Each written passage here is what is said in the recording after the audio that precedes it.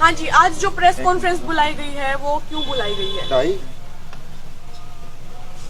Paramedical college के बारे में ये आज प्रेस कॉन्फ्रेंस बुलाई गई है। 18 तारीख दिन सोमवार को सुबह 10 बजे रामलीला ग्राउंड में जनता से अपील करते हैं कि ज्यादा से ज्यादा संख्या में पहुंचे। ये एक ऐसी धरोहर है जो बाद में कभी नहीं मिल पाएगी सफेदों को।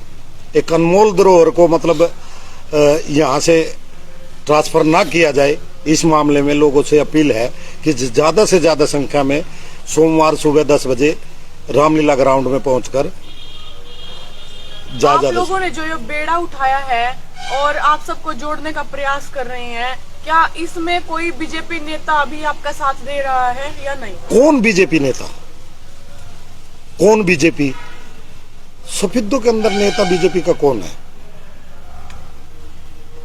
आपने देखा हो तो आप बता दीजिए हमें। आज तक का इतिहास है, 2014 में आयात करके वंदना शर्मा को बाहर से लेके आए थे।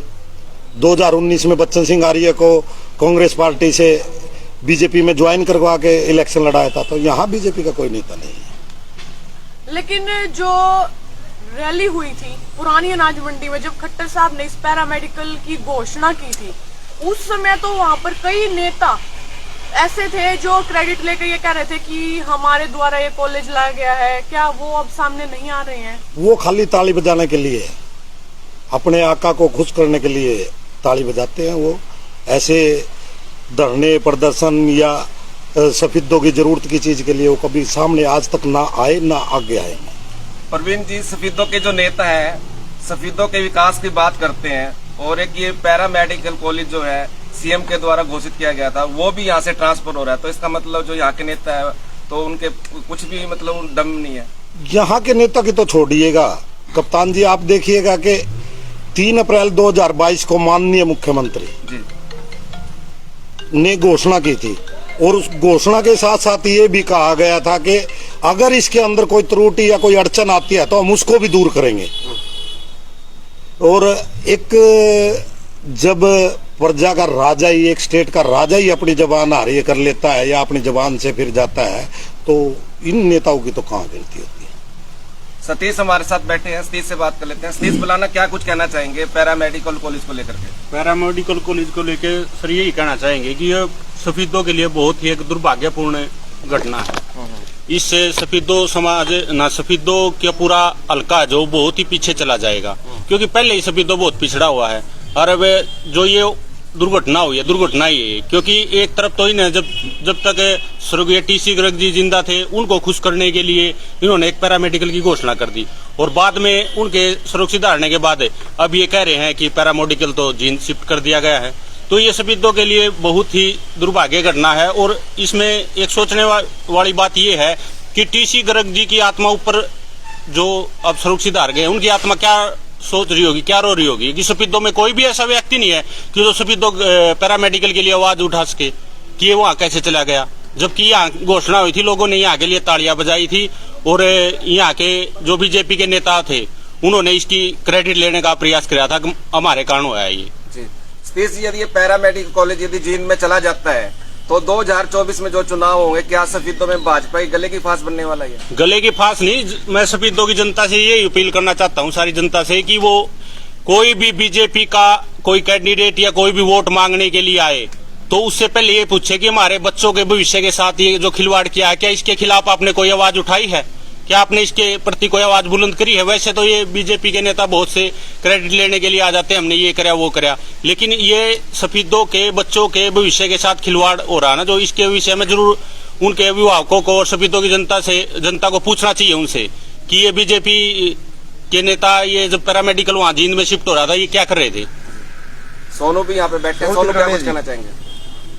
सर मैं तो यही कहूँगा, ये जितने भी नेता हैं ये सब अपनी रोटियां पका रहे हैं, कोई भी सफेदों के हल्के के विकास के बारे में नहीं कर रहा। जबकि और मैं तो मुझे ये खुद महसूस हो रहा है कि सफेदों के हल्के के लोग भी थोड़ा ढीला पड़ रहे हैं इस मसले को लेकर के। अगर सफेदों के लोग इस मसले को लेकर थोड़ा उत्साहित हों और जागरूक हों तो ये मैं विश्वास से कह रहा हूँ कि भाई ये जरूर रुक जाएगा यहाँ पर, और ये रुकेगा तो आगे भी उनको ये पता लगेगा ये भी रोक सकते हैं, तो आगे भी कोई और कार्रवाई कर सकते हैं। हमें सबको मिलकर एक बार बाहर निकलना है और इस पैरामेडिकल को वापस लेके आना। ये मेडिकल हमारे को मिल गया ना, उसके बाद ये लगा लीजिए आगे हमारी कोई चीज खोसने के लिए सोचेगा 10 बार, इनसे खोसे या नहीं खोसे, ये उल्टा भी पड़ जाते हैं सफेदों वाले। 2024 में इलेक्शन है, उसका जवाब आप कैसे दे पाएंगे?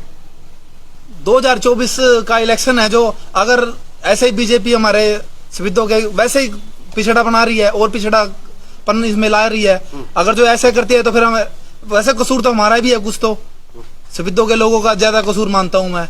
हमेशा ही विपक्ष में चलते हैं, कभी एक बार सरकार का साथ चल के देख लेना चाहिए था, नहीं देख पाए, चलो कोई बात नहीं। फिर भी बीजेपी के 8, 7, 9, 5 कुछ तो है मेन, वो कहते हैं मेरी जेब में बीजेपी है, वो कहता है मेरी जेब में सीएम है, वो कहता है मेरी जेब में ये है, लेकिन है कुछ नहीं है। सरपंच साहब जी, क्या कहना चाहोगे? मैं ये कहना चाहता हूँ अपने पूरे के पूरे हल्का सफेदों के सभी वासियों से, सभी ग्रामीण वासियों से, जो 18 तारीख को महापंचायत हो रही है उसके अंदर सभी को आने के लिए मैं निमंत्रण देना चाहता हूँ। उनसे अपील करना चाहता हूँ कि वो ज़्यादा से ज़्यादा संख्या में आए और इस जो पैरामेडिकल कॉलेज जो जीन शिफ्ट हुआ है उसको रोकने के लिए पूरी जनता की आवाज़ है, वो उसमें भाग लें। सफेदों शहर के ही लोग दिखाई दे रहा है कि इन मीटिंग्स में शामिल हो रहे हैं, जुड़ रहे हैं। क्या ये सिर्फ सफेदों शहर के लिए ही पैरामेडिकल फायदेमंद था? आसपास के जो गांव हैं, आप भी गांव से बिलोंग करते हैं, गांव के लोग क्यों नहीं आ रहे हैं सामने? बिल्कुल आएंगे। ये सोमवार को है 18 तारीख को, हम कल और आज सभी लोगों को निमंत्रण देंगे, पर्सनली भी निमंत्रण देंगे, फोन से भी निमंत्रण देंगे। सभी सरपंचों, जो एक्स सरपंच, ब्लॉक समिति मेंबर्स और मेंबर सभी को हम यहाँ पहुँचने के लिए आमंत्रित करेंगे। अजीत पात्री भी मौजूद हैं। अजीत पात्री क्या कहना चाहेंगे? देखिए, जो आज का प्रेस वार्ता का विषय रखा गया वो जो पैरामेडिकल कॉलेज बनना था अपने सफेदों के अंदर, अभी खबर सुनने में आ रही है कई दिन से कि भाई वो जीन शिफ्ट होने जा रहा है, तो मैं इस चीज का विरोध करूं, क्योंकि यहाँ पे जब लोगों की भावना जुड़ गई थी उन चीज तक कि भाई यहाँ पे पैरामेडिकल कॉलेज बनेगा और यहाँ के जो छात्र छात्राएं हैं उन्हें सुविधा होगी, और ये एकदम नु सुनना मिला कि भाई जीन चले जाओगा, एक तो उन्हें आहत होंगे और लोगों ने जो सुख सुविधा मिलनी थी, यहाँ पे रोजगार, काफी रोजगार भी मिला हो और बच्चे उनके पढ़ा हो, छात्रा दूर जाओगी, बस में जाना पड़ा है, छेड़खानी की बहुत सारी दिक्कत है, कितने गांव बीच में है, तो बहुत सारी चीजें फेस करनी पड़ेंगी। अभी मैं लोगों से भी अपील करना चाहूंगा, अपने आसपास के गांव के हैं, जो शहर के हैं, जो सामाजिक लोग हैं, कि भाई इसने पॉलिटिकल मुद्दा ना बना के एक जो सामाजिक की तरह समाज में जितने लोग हैं उन्हें सुख सुविधा मिल सके, इस चीज का फायदा मिल सके, तो इस चीज ने पुरजोर तरीके से उठावें। और मैं जो अपने मेन दिक्कत तो यह भी रही होगी, क्योंकि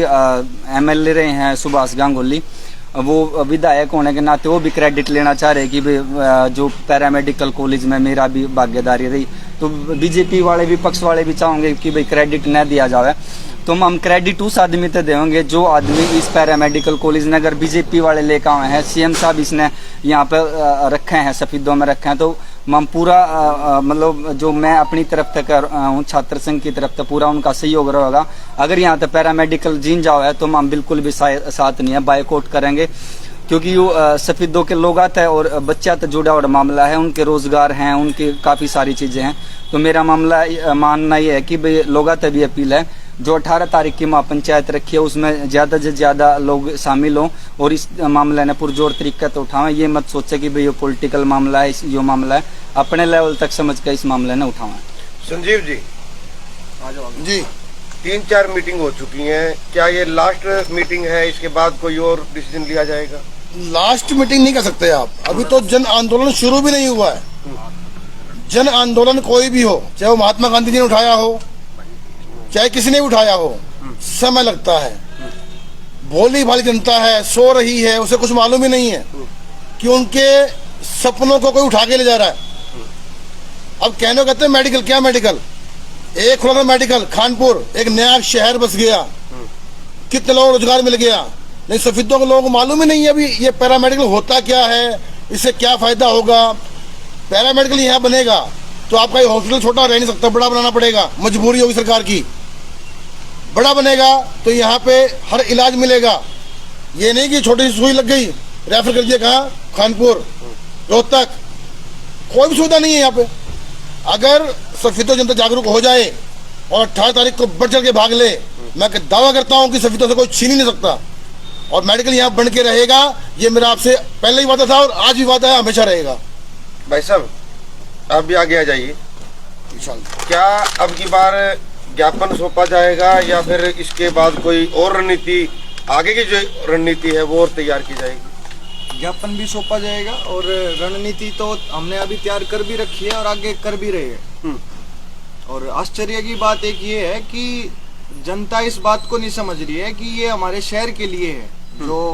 जो भी संघर्ष चल रहा है ना तो किसी के निजी स्वार्थ के लिए है, ये शहर के भविष्य के लिए, पूरे हल्के के लिए, गांव के हर गांव से लेके मेरे छोटे भाई बहन, छात्रा छात्राएं सभी के लिए है। ये सुख सुविधा, शहर में रोजगार बढ़ेगा, उन्नति होगी, बदलाव होगा।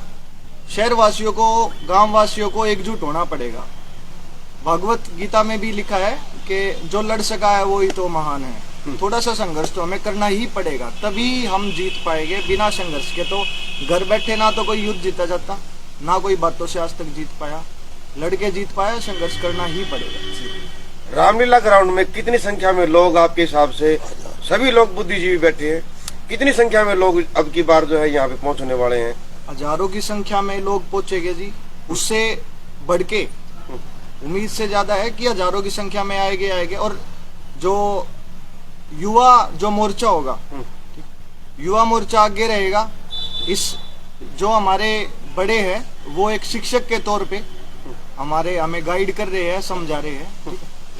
मेरे हिसाब से, और जैसा सब लोग जानते भी है कि जो युवा जो लड़ाई लड़ सकता है, जो इस उम्र में जो एनर्जी है, जो विश्वास है, उसको अगर अपने शहर के लिए नहीं लड़ पाए तो उस एनर्जी का, उस युवा होने का भी कोई फर्ज नहीं है। अपने हक के लिए तो हमें संघर्ष करना ही चाहिए। परवीन जी क्या कुछ मैसेज देना चाहेंगे जनता? यही है, जनता को यही मैसेज है कि आप इसे अपनी लड़ाई समझे। हम इसे अपने निजी स्वार्थ के लिए नहीं लड़ रहे हैं। सारे सफीदो हल्के का विकास होगा, हर गांव का विकास होगा, हर सुविधा यहाँ उपलब्ध होगी, चाहे वो मेडिकल के बारे में है चाहे किसी के बारे में। जैसे भाई ने बताया कि 100 बेड का हॉस्पिटल बनाना पड़ेगा तो एक मिनी पीजीआई बन जाती है, हर सुविधा यहीं मिलेगी। और ये आपके अपने बच्चों का भविष्य है और अपने बच्चों के भविष्य के लिए तो कम से कम जनता लड़ ही सकती है, अपना हक मांग सकती है। आज पैरामेडिकल जा रहा है, कल को नर्सिंग का जो यहाँ कोर्स करवाया तो कल को तो वो भी जा सकता है, तो उसके बारे में क्या कहना चाहोगे? जी ऐसे कैसे चला जाएगा जब पैरामेडिकल भी तो चला गया किसी से, तो वो आज उसी के संघर्ष के लिए तो बैठे हैं। कैसे जाने देंगे इसको भी नहीं जाने देंगे। पैरामेडिकल भी यहीं रहेगा, इसको इसकी अलग फाइल है, सैंक्शन हो चुकी है, सारे काम हो चुके हैं, सरपंच साहब बैठे हैं, जमीन दे चुके हैं। पूरी कार्रवाई होने के बाद लास्ट में जो कहते हैं ना 5% रह गया, वहां पे बयान आता है कि शिफ्ट हो रहा है। क्यों हो रहा है, कोई तो कारण बताए। सरपंच साहब क्या वाकई कृषिंदु के अंदर जो जमीन है वो लाट कर दी गई थी? ट्रांसफर हो, बिल्कुल सर, ये पूरी प्रक्रिया जो सरकार की होती है वो कंप्लीट हो चुकी है। जो डिपार्टमेंट के नाम लीज हो चुकी है, 5.25 एकड़ जमीन जो हमने पंचायत ने निःशुल्क, बिल्कुल फ्री ऑफ कॉस्ट, कोई पैसा नहीं सरकार को हम दे चुके हैं।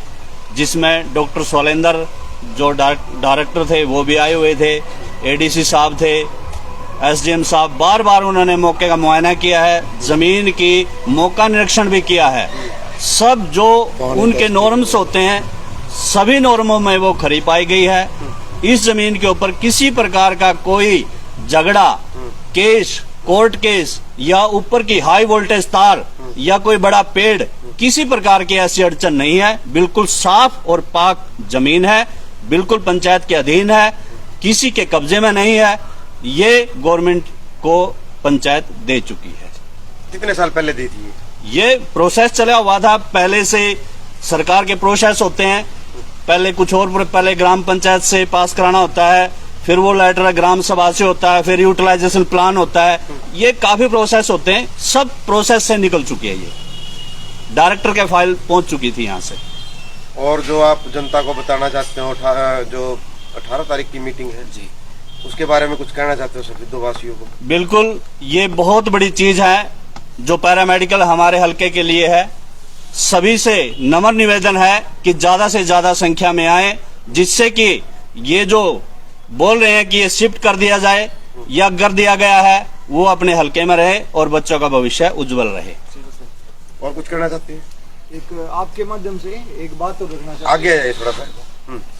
आप लोगों के माध्यम से एक बात और रखना चाहते हैं कि जैसे इस भाई ने बताया था, अगर सरकार को ये लगता है, अगर ये राजनीतिक गतिविधि के कारण यहाँ से गया है और सरकार को लगता है अभी यहाँ वापस दे दिया तो उनका श्रेय किसी और पार्टी को जाएगा, ऐसा बिल्कुल नहीं होगा। जिस सरकार ने हमें दिया है हम उसका भी धन्यवाद करते हैं, जिस वक्त उन्होंने दिया था आज भी हम उनका धन्यवाद करते हैं। तो आ जाता है, आ जाएगा तो वो श्रेय उन्हीं को जाएगा, उनको धन्यवाद भी रहेगा हमारा कि हमारे सौगात दी है। जनता की, सफीदों की जनता की ओर से यही आवाज आ रही है कि पैरामेडिकल नहीं तो वोट भी नहीं।